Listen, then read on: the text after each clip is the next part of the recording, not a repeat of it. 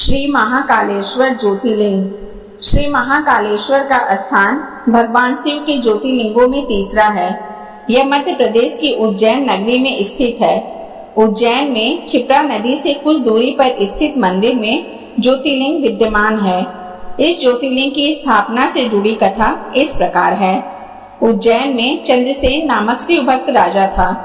श्रीकर नामक एक 5 वर्ष के बालक ने एक बार राजा को शिवलिंग की पूजा करते देखा, तो घर आते समय वह एक पत्थर का टुकड़ा घर ले आया और उसी को शिवलिंग मानकर उसकी पूजा करने लगा। यह देखकर उस बालक की माता ने पत्थर उठाकर घर से बाहर फेंक दिया और बालक को घर के अंदर ले जाने लगी, तो बालक चीख पुकार करने लगा और भगवान शिव शंकर को मदद के लिए पुकारते पुकारते बेहोश हो गया।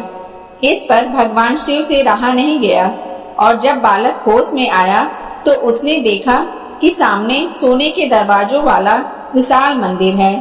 उसके अंदर उपस्थित ज्योतिर्लिंग रोशनी की अद्भुत छटा बिखेर रहा है। इस पर बालक पहले तो अचरज में डूबा और फिर खुश होकर भगवान शिव की स्तुति करने लगा। जब बालक की माता ने यह सब देखा तो बालक को उठाकर गले से लगा लिया।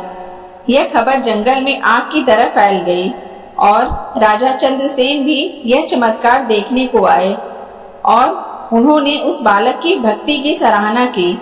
तभी वहां हनुमान जी प्रकट हुए और उन्होंने भी बालक की भक्ति की सराहना की।